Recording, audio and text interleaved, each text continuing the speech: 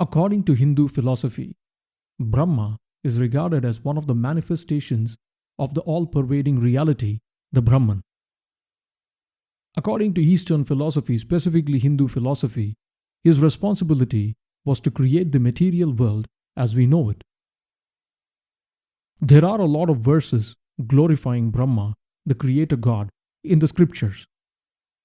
But there are also a few narratives that show some of his imperfections. Even today, not many Hindus engage in an active worship of Brahma, the creator. Nobody goes around building temples for Brahma. Based on my memory, there are just 2 or 3 temples dedicated to Brahma in India, and these are very ancient temples. The Brahmapureswarar temple in the south and Pushkar in the north. Why is Brahma not actively worshipped? And more importantly, why are there narratives in the Puranas showing some of Brahma's imperfection? What is the symbolism behind this, and what can we learn from this? Before I get into this is not a criticism of Brahma, the god regarded as the creator god. More importantly, and this might surprise many, is that most of these narrations that show Brahma in a bad light are narrated by Brahma himself in the Puranas. This is just to understand the symbolism of the stories related to Brahma, so we are aware of what the philosophy is. I always view these symbolisms within the light of the ancient knowledge that we discuss. So, according to the Puranas, the 14 worlds comprising our universe, including the one that we are in, are created by Brahma, the creative power. His descendants are those who populated all these worlds. The Shiva Purana says, Devas, sages, demons, trees, birds, and mountain creepers born of the daughters of Daksha fill the entire space between Patala and Satyaloka. Most Puranas define Brahma being created from the energy of Vishnu, who in turn is a manifestation of the all-pervading reality, the oversoul or the impersonal Brahman. I will continue to address by the names given to these energies and not keep calling them out as the manifestations of the oversoul or the impersonal Brahman. For the sake of clarity, I won't keep repeating this when I call out the names. In one narrative, Brahma, once he wakes up to his sentience, sees the form of Vishnu in all his splendor. When he is welcomed by Vishnu, who addresses him by calling him a dear child, Brahma responds in arrogance. He lashes out, saying that he is the creator of this world. And why was he being addressed as a child? This arrogance that he shows immediately after coming into sentience and to a being that has created him is interesting. Again, the narration of this incident is done by Brahma himself in the Puranas. In this continuing narrative, in the Shiva Purana, Shiva manifests himself as an infinite column of light to show the infiniteness of the all-pervading reality and challenges the divinities to see if they could reach to the head or to the foot of the column. He challenges them to measure the extent of infinity.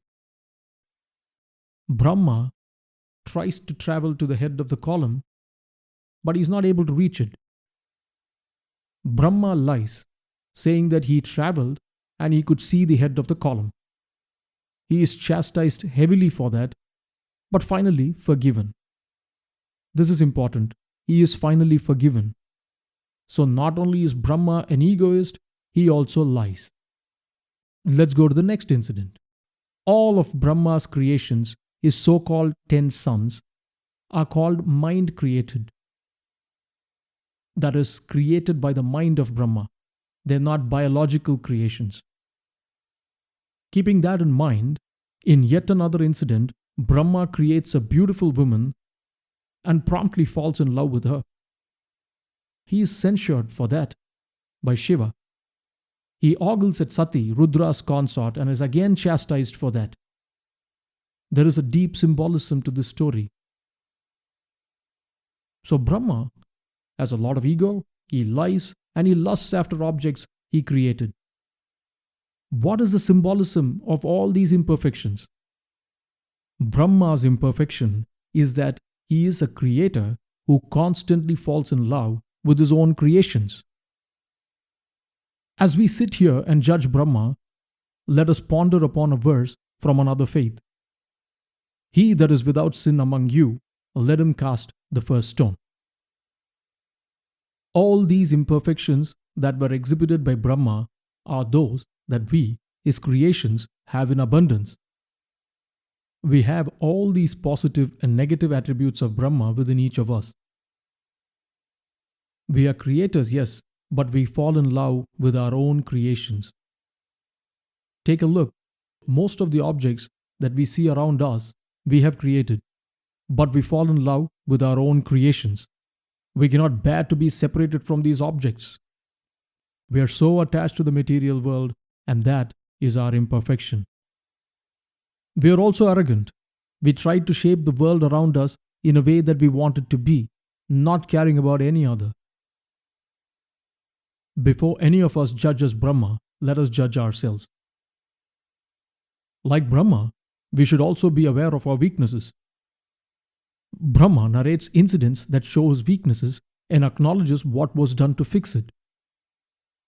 Now, to the question, why don't we worship Brahma? Before addressing this, let me make a couple of points. Vedanta and the other philosophies that we discuss talk about the universal truth of God energy within each human. Tattvamasi.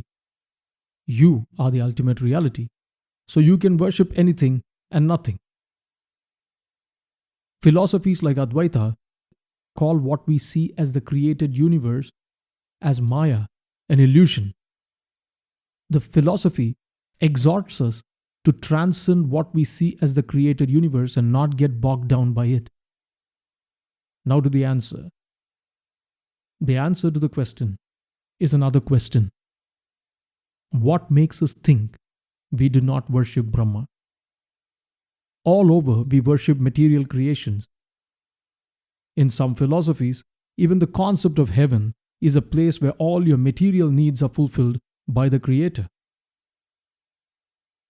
And is in the object of our prayers almost always material or pertaining to the body? Who among us even prays for liberation? If the intent of your worship is material, or even if it is to attain a material heaven, then you are a worshipper of Brahma. If you worship material creation instead of trying to transcend creation, you are worshipping Brahma. As always, the known is a drop and the unknown is an ocean. Thank you. Peace.